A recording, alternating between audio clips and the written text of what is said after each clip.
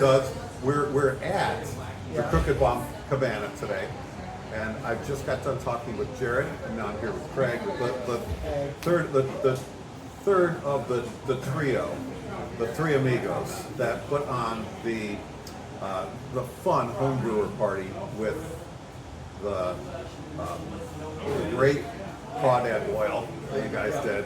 I mean, it was just a great, fun food, good people. 20 selections of different beverages that we got to try. Everything from, we talked a little bit about this, everything from wine. I think there was a white pomegranate. Was that what? Jared did not a barley wine. He did a mead. We did a mead, Yeah. but Kim pulled out I think he said white pomegranate wine that he had made and found in the back. It wasn't on the list.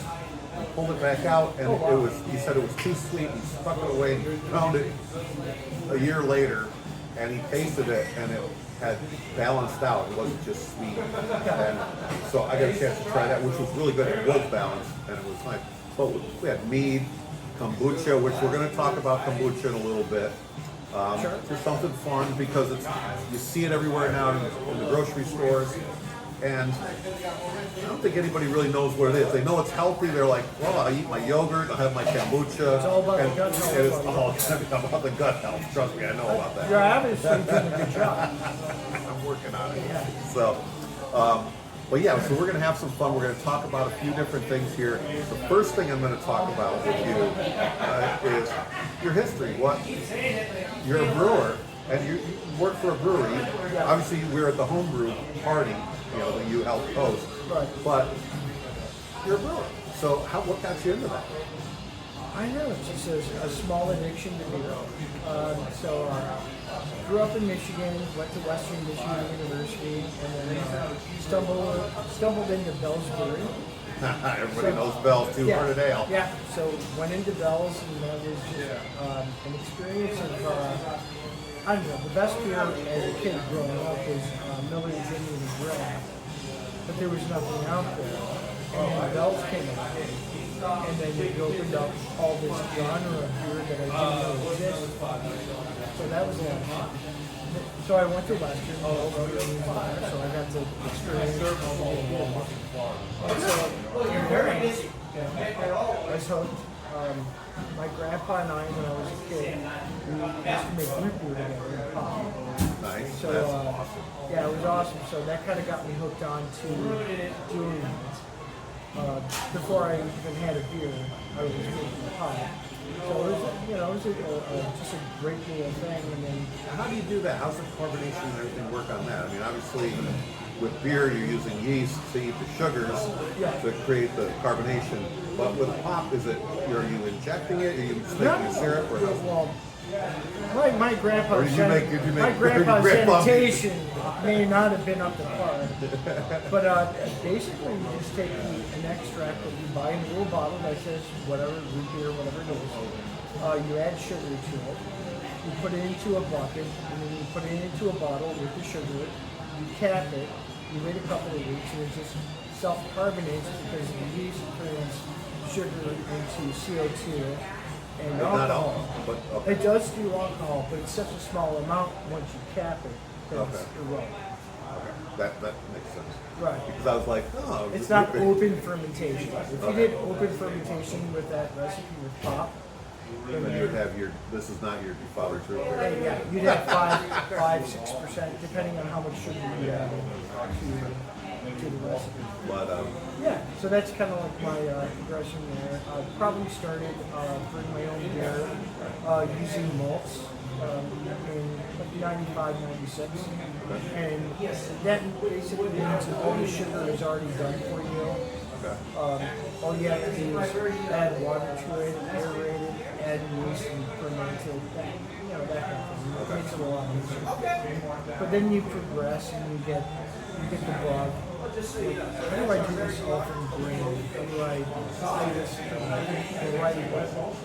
And then you make a lot of mistakes.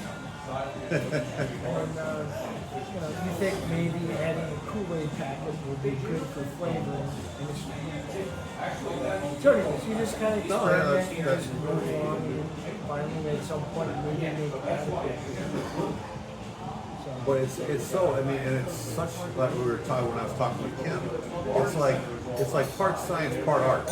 I mean, you never, you're there's so many variables in it. You know, I related to wineries where you got a plot of land with all the grapes growing on it, and two wineries. They're basically, it's the same soil, same sun, same everything.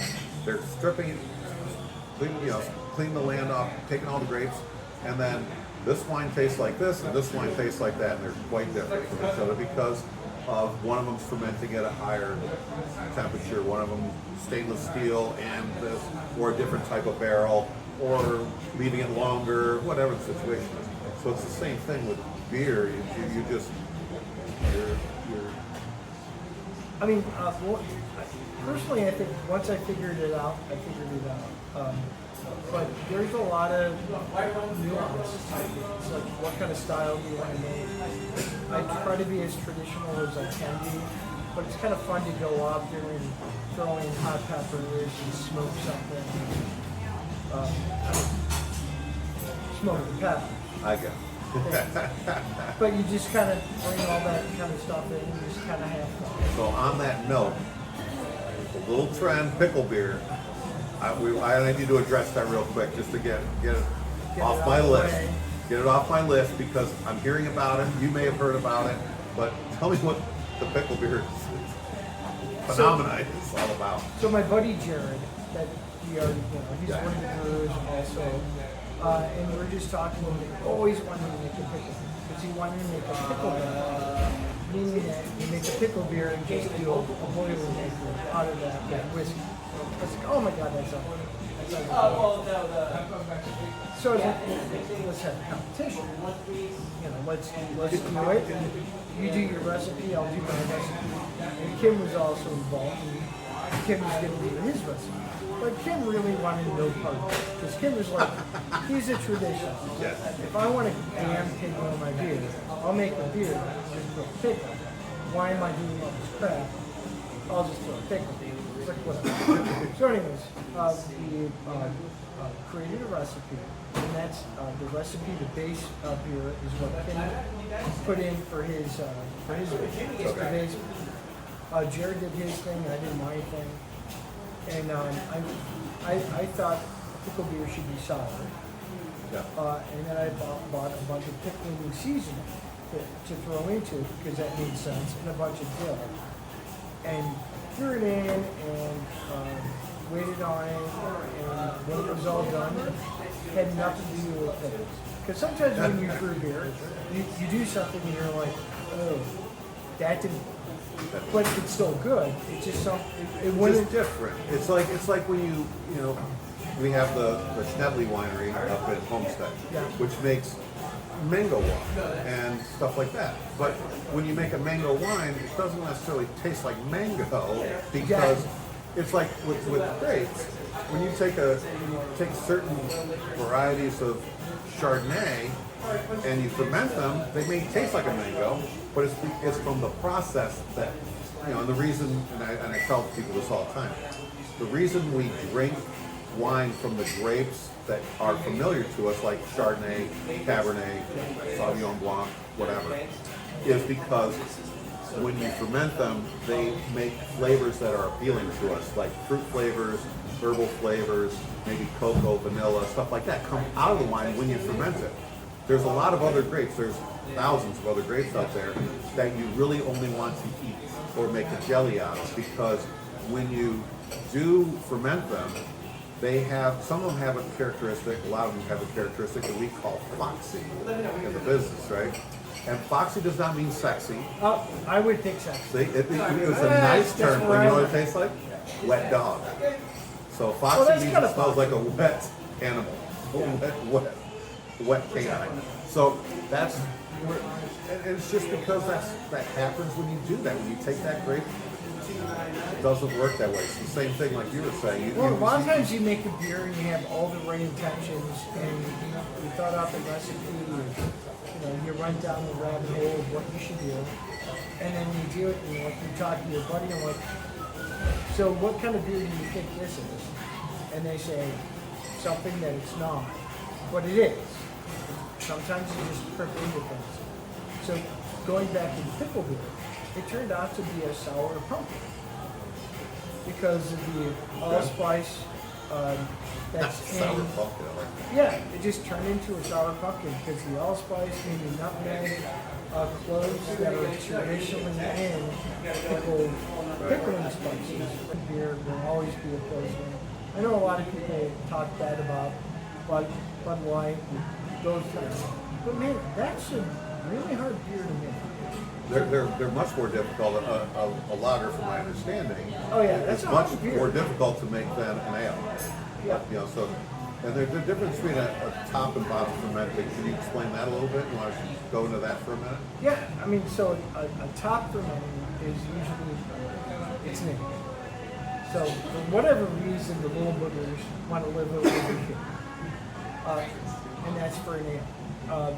They're a little faster, a little quicker to turn over. So you can make those beers faster. And that's why most beers are ales. Well, what do you think about that way? Most craft beers are ales, but Yeah, because it's got most what we quick. call, in my restaurant, we call industrial beers. Yeah. The Bud Lights, the Coors Lights, the Michelob. The lagers are typically, historically, Right. a slower beer to make. Not saying that they haven't figured out a way to make them quickly to turn over. Historically, it's a longer beer. Lager, So how does it work on the bottom fermentation? it's just where the yeast wants to be. Oh, so it's a different type of yeast that Yeah, goes yeah. to the bottom. So that's okay.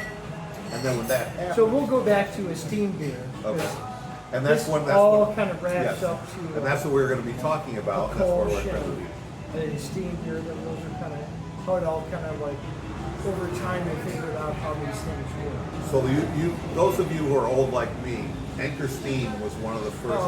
They went craft- under.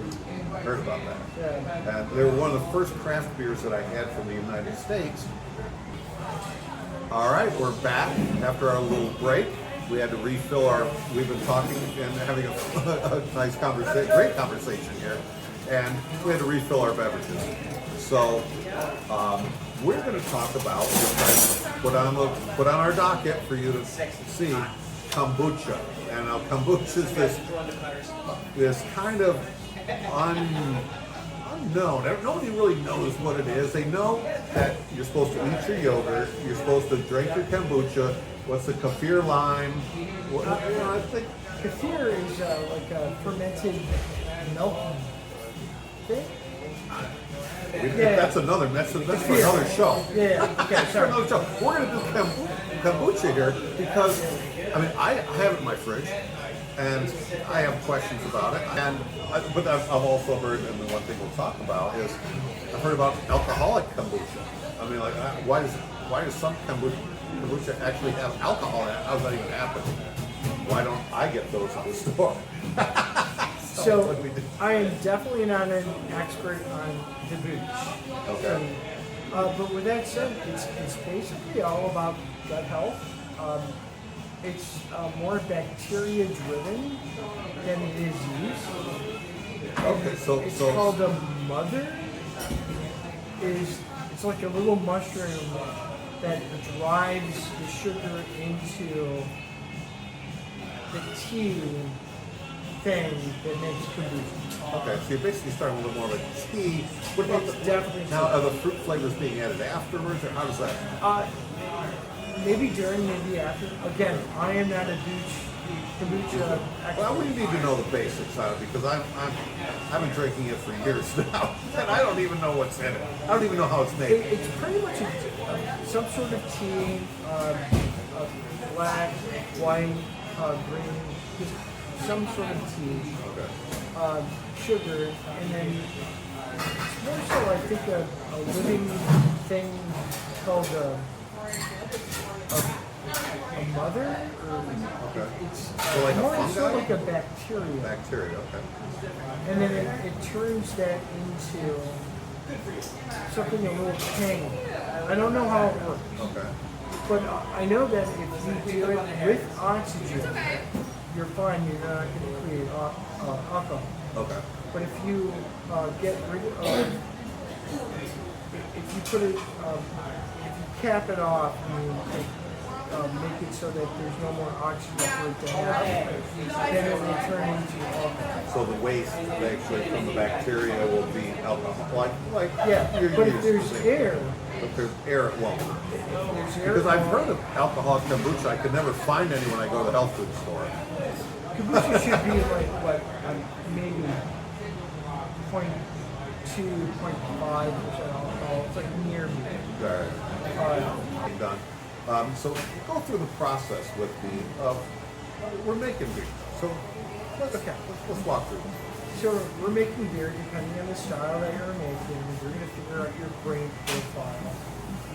IPA, porter, it just depends on what you're doing. The grain, the recipe is going to be the recipe. So now that you have your grains figured out, you have some things called the base malt. And the base malt is malts that have an enzyme that's ready to go. And the enzyme just needs warm water to activate. And these base malts have all these enzymes, probably like 10 plus enzymes. You can have head retention, you can have clarification enzymes. The ones I care about are the ones that make sugar. Okay. Because when you make sugar, you mix your yeast, you make alcohol. I never realized all this. I've always thought there was just like throw XYZ yeast in there and way it goes. Not the enzymes and the different. Oh yeah, it's a whole process. It's so you have to convert all those starches that's in your grain to sugar, Sure. and that's where the enzymes come in. So there's a lot of science to it, and so they kind of work hard. Yeah. So the enzymes that convert the starches to sugar, that's a chemical. And So back in Mesopotamia, so who was figuring this stuff out? Or you know, what were they drinking? I'm sure it was just random. And they just, I mean, wow, this works. Well, a lot of people, when they think of a Guinness, they think that's a heavy beer. A Guinness is a very light beer. What sits on top of the amber beers? Yeah. The Guinness, The Guinness the black is- and tan. We talked goes about on that. top. Yeah. So it's like the Guinness is on top. Why is it on top? Lower alcohol, lighter beer. But it's a darker malt, doesn't mean it's a heavier beer. So the specific Or darker. gravity of Go. the specific gravity of that beer is lighter than the other one, so it floats on top. Is it not alcohol, or is it just the gravity? Is there gravity associated with gravity associated with alcohol? Oh, there's definitely gravity associated with alcohol. Okay, so gravity and alcohol. So when you have if I have a Guinness that's 3.5%, and I have an amber beer that's 3.5%. If I try to layer them, will they not layer, or does it have to be the alcohol pressure there, or is it gravity? Oh, Is that something? that's very. I don't know if I can answer. No, because I was a bartender for like years and years and years, and we used to when certain Well, when you certain did a things black we and could. span, a black and tan, and you pulled out that magical spoon, and it separates. Right. Well, one's got to be heavier or lighter than the other. Or why would it separate? Well, that's why you pour it, because if you just poured it, that's the thing. We have told the other bartenders, like, the Guinness is going to float on top. And then they go, okay, and they pour it in, and it's like, well, you just poured it down the side of the glass. And Yeah, it it's just, gonna be nice. so that's why we're putting the spoon on there so it rides off the spoon and it layers down, and you get a little bit of a mix, and then the rest of it is, So if you were to think of a mean or I don't know, an apple cider, hard cider, okay. I would think those things would be heavy because there's more sugar. Right. So the sugar would go, Got it. But with beers, I mean, they're fermented dry. We don't really have sugars. Oh, there's sugar in is there. there? There's calories. I thought that was from the alcohol. No, when you look at calories in beer, it's sugar. That's how they determine the alcohol content. It's sugar at the beginning Okay. and the sugar at the end. And the difference between the two will tell you what the alcohol content is. Right here, so we're gonna dive back into steam beer because we got away from it when we were talking about all the craft beer stuff that was going on back in the Sierra Nevada Yeah. days and the Anchorstein days. So let's go back to steam beer and let's really dive into what that's all about because I don't really know. I personally love traditional beers. They're pure. Somebody figured it out, stumbled into it, right? They didn't know what they were doing, and it just happened. So a steam beer was probably before they had really good cooling technology. Okay. And so a steam beer is basically an a lager yeast done at ale temperatures. So somehow somebody figured out what a lager yeast was, and they had it, and they did it at ale temperature. Why? I don't know. That's really fast. Yeah. So they figured it out, and then they made a steam and it kind of got you close to what a lager should be. Just really neat and interesting. And then as the technology got better, they actually made lager. So they could control the temperature of fermentation. And then once you can control the temperature of fermentation, you can really hone in on the flavor. Okay. So, I don't know how things worked out. I think that's great. I don't know. I just think that thing stumbling into something that's going to I think this steam beer, I mean, like you said, it's what I grew up on. You know, I mean, when I dove into trying the beer, Anchor Steam was like and the flavors in it. I don't even know how to really describe them well. I mean, you know, it looks like an amber beer, but it's got these. How would you describe the differences between an amber beer and a steam beer? You know what I mean? A traditional amber, I should say, an amber ale. steam beers are kind of crisp, but maybe some like malty weirdness going on. That's malty weirdness. That's a good way to describe it. Because the ones I've had, even the ones that you guys had here, it had this almost like a cooked graham crackery, like essence to it. You know, I still. It's not quite there, but it's as good as you can get with, without having refrigeration. I mean, they had no temperature control back in the day, and so I just think it just kind of like wandered into like that's cool. I mean, there's a lot of weird examples of like beers that they didn't have the technology to actually make the beer right. Right. They just did what they could.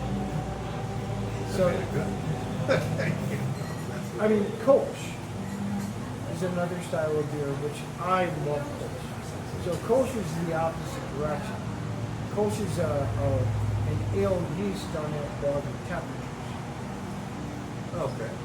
So it's before. At some point, they had only ale yeast, and somehow they tricked into lager yeast, and they were just trying to figure out how these things work. The Kolsch is a lot of fun. Kolsch's are great. I mean, I've served them at several of my establishments. Aren't they clean? They're clean, but they have that little bit of unique difference. It's almost on the viscosity on the palate that is a little bit different. Yeah. That gives it that it's light and clean, but it still has a little bit of richness. I hate to say richness, but it's got that little bit of something. But That, for me, it's the history of how they stumbled on. Plus, they didn't have a lager. All they had was ale. Like, we'll do it under all these cold conditions, and it'll taste better. It's amazing how they. now that's really cool. Yeah. I mean, that's something Obviously, that we they talk had a about. lot of time on their hands. God bless them. I mean, I wish I had that extra time. But yeah, I mean, that's really what it's all about. I mean, you look through history on how you start figuring stuff out. Yeah. It's going from whatever, whether it's beer or wine, but the beer going into the monasteries. I mean, that's a whole other that's a whole other thing. These monks, they're either praying, or they're. Who knew monks were gonna be the people that knew beer? I mean, It's great. I didn't know they were supposed to do that. I mean, I guess if you don't have any women and you're And you got a lot of time in you it. got a lot of time on your hands, you're with a bunch of dudes. It's kind of like that. Might as well make it. Yeah. Might as well bunch drink of dudes. and What are we doing? We're gonna be drinking beer. talking about beer. I mean, that's probably what the monks were like. I They're mean, talking about God obviously- one minute, and they're talking about beer the next. Obviously, they were uglier than us. Or not as ugly. God bless them. I mean, whatever I mean, yeah, they figured it out.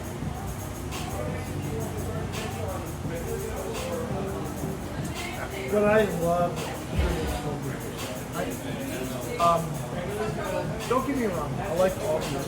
But when it gets wacky, when it's mushroom s'mores, and then you throw all this wacky things onto a beer, it's like, it gets a little too much for me. yeah, I mean, I understand. At some point, I think you just have to know it. I just, you know, I'll be honest with you. I really can't drink a lot of those.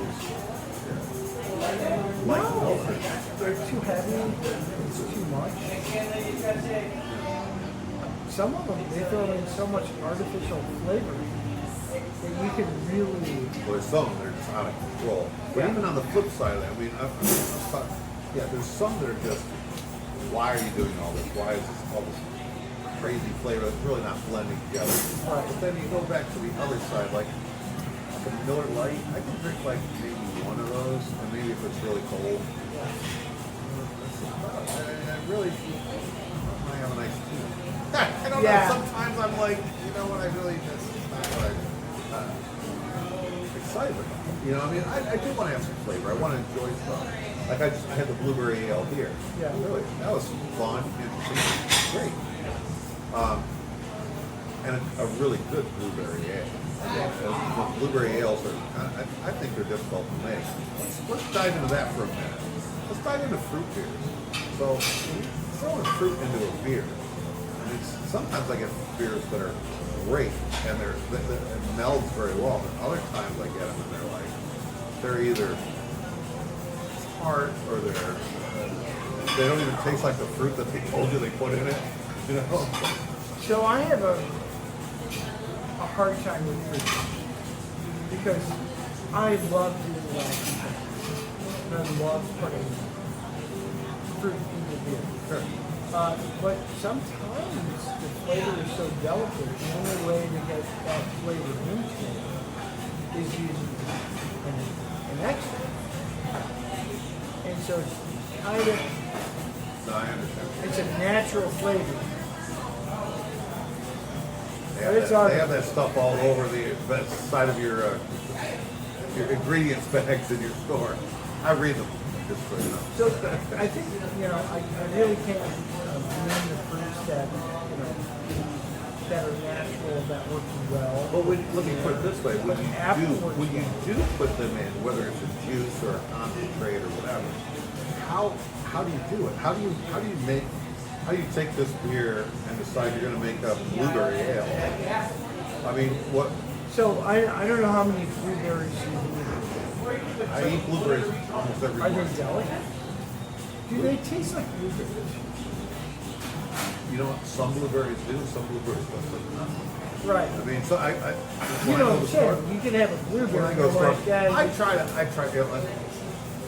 like what I do with my wine stuff. It's like when I talk about Cabernet, I talk about a typical Napa Cabernet should taste like a typical blueberry. Should pretty much taste like this in a certain way. You're gonna get blueberries that you buy them at the store and they're tasteless. Yeah. They came from Guyana or somewhere. And then you get the other ones that they may have come from up the road here and they're exploding with flavor. But dude, you're making a blueberry beer. That has to be consistent every time. Every time they taste the blueberry beer, it has to be. It's got to be next. Right, okay. I understand that. So then, I mean, you're not going to the local farm and hand picking blueberries. Some of them do. I mean, and I've talked to somebody, I don't know, just a while back, and they said they only do the blueberry beer because they get the blueberries that get all mashed up at the local farm, and they said, look, we can't do anything with them. You want to make blueberry beer on it, and that's the only time they made it was when they got the ones that they couldn't sell because they weren't pretty, and they gave them to them. They bought them for a discount, a cut rate, so they wouldn't have to throw them out, and then they made beer on it. I mean, my opinion, I don't know if this is true, but most of the time, when a beer tastes like strawberry, it's not going to. it's like beaver anus or something like that. So, is that what you're telling me? They're taking an extract that doesn't. It's a chemical extract that makes you think of strawberries. So, now I love fruit beers. Peaches, I love peaches, apples. I think you can do a lot with apples. With those. Yeah. But at some point, some things are just not. I don't know. If you think you're getting a candy, that's I get it. natural. I mean, I guess I live in a little bit of a fantasy world sometimes. I think, when somebody's making a craft beer and they're telling me it's going to be a pumpkin ale, that they're really using some sort of pumpkin. No. Pumpkin ales are different because pumpkin ales are all about the spices. But you can only.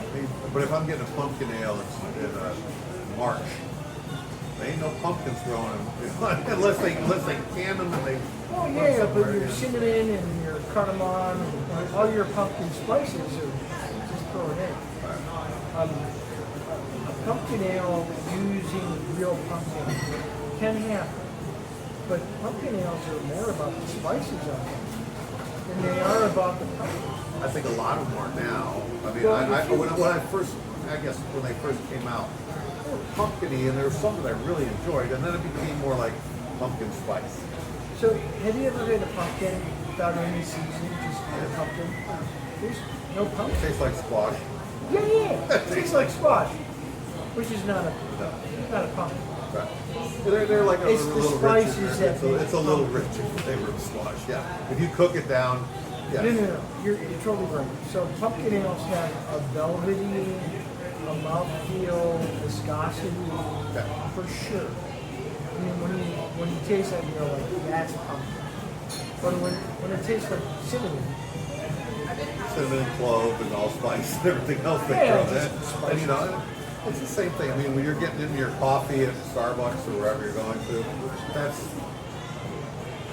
But going back to making beer, it's so much fun because you can go in any direction. I like traditional beers because But not getting too crazy like we talked about. You can't make them with truffle, and mushrooms and marshmallows and whatever else. You get some of them and they're like, really? How do you put a marshmallow into beer? I'm gonna make a s'mores beer. No, I just want a beer. Personally, I like beer. I don't like a lot of crazy wacky things. But with this, I like being experimental and trying to get there is something to making a dessert type beer. Something that's heavy and sweet and has sugar, and it may have a chocolatey. You could make a s'mores beer. Back to that. I mean, some people try to make a s'mores beer like something you would just drink down like a porter. Not gonna happen. What's a baby? Yeah, sweet baby Jesus. Yeah. Sweet baby Jesus. So sweet baby Jesus has the chocolate or chocolate peanut butter Yeah. right now, which okay. I mean, they do a really good job because it's balanced. I mean, it really it's got the notes of it and it gives you those nuances, but sometimes process of what we enjoy, and that's why we're sitting here because we enjoy beer, wine, food, and for me, it's always been an important part of your living experience. I mean, you think about it. For the reason that I started opening restaurants, the reason I started working in restaurants at the beginning and then opening restaurants was because when I walk up to a table and a customer is like, that was awesome. That's it. That makes my day. You're here because, and you're happy, and you're giving me your money because you got an experience that you don't get down the road. You don't get over here. I mean, when people just eat to subsist, I don't understand that. Even in my house. I mean, when I eat my dinner in my house, we rub the pork chop. We make it fun. We make it good. We add spices. We add herbs. We add stuff to make it a meal, and make it great. Not just driving through and grabbing some chicken nuggets and freaking throwing them in an air fryer, and that's my dinner. When we do our home brew party, it's about creating something. And you're like, all right, I think this would be cool, do this, do that. It's a one-off thing. I really do feel like everyone that's a home brewer, they're gonna open up a brew. They won't. Because it's that area. But their mindset is, this would go so well. This would sell. And you're trying to make people Or they're happy. also like, this would be, people should taste it. People should drink it. That's what you do. I mean, when you create something, you're like, you should try this. Yeah. Check out what I did. I Yeah. made, I made the flagless steam beer. I made the peach fuzz IPA. It'll hit you in the peach nuts. I mean, I like the Hilly Inch and the peach fuzz. That's yeah. You should have fun with it. It's a lot of, but honestly, a lot of everyone that participated, we spent a lot of time thinking about what beer should we make. And it's not about you because F you. It's what beer do I want. Right. And you make the beer that you want, but you're making the beer that you want because you think people will want it. And it's so much fun. That's what it's all about. I'm giving you a glass of pub. There you go. I like that. A Yeah. glass of pun. I hope you like it. Sure, I hope you like it. But I'm giving you something that I think anyone would like, and it's party. I mean, it's like when you cook, right? You're giving And yourself I'm up not a in the chef dish. by any means, but when I cook for my friends or whatever, that's what we do. We make something. We did a low country boil for my wife's. I love those country boys. My wife's from Myrtle Beach. She grew up in the South. For one of her birthdays, we did a low country boil, and people were like, "What?" And of course, I'm bringing different wines that should go with it. I'm bringing beers that will go with it. We're making a couple of cocktails that will go with it, and that's what we did for her birthday one year. That's what it's all about. It's about living the experience. Oh, it's a celebration. I really, when people come to my homebrew party, this wasn't my homebrew party. This was our homebrew party. Right. But in the years past, it was my homebrew party. Because I lived in North Carolina, and I did it all by myself. It was me. So now, there's Ken and Jerry, and they really care about their beers, and so it's not hard. back in the day. It was just me. I'm just trying to tell people. And next year, Yeah. that's what it's all about. And next year, we need to bring a bigger location. We're going to have to expand it because we need to get some more people checking this out. We did pretty well. It's like You guys have 35 people during the course of the whole thing. And I think we would have had more. I mean, I obviously had some of our customers of our restaurant who are VIPs who love it, who are unfortunately the whole group of them were all tied up this weekend or that weekend. But it's something I like to show people. You know, like we're talking about, it's showing it off. Oh, And it's then a when passion. you guys invite me and you're like, this is what we got going on. I was like, oh, that's cool. That's really cool, and people should see this. And that's why I think when we do it again, I would like to be able to help, whether it's help get it set up somewhere, work with the food, whatever we need to do to make it. Personally, it's getting people local. I mean, I want people around the area to, know that some people that really care about it. I mean, we made wine, we made meat. I mean, there was That's why we talked about what we talked about all this. When I hook people, because my show has started out being primarily on wine, so I hook the wine people by saying we got barley wine, we got mead, which is honey wine, and we got kombucha, which I don't even know what the hell it is. Yeah. But it sounds like it could be related to wine. You know, it tastes kind of like it. I substitute it for my wine at night sometimes when I sit out and I don't want to drink wine. You know what it would was? If anyone out there that is cheese. We could do a cheese thing. I would love to. I want I'd love somebody to.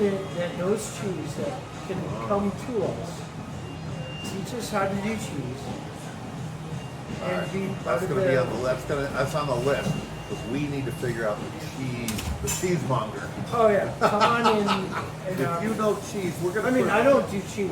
I mean, I love cheese. But for somebody that's passionate about cheese, that'd be so cool. I know we can find somebody. We'll definitely get that. Yeah. I like So, that idea. I love that think idea. next year is just to expand onto, good things. All right. Well, what I'm going to do right now, and it's been a pleasure.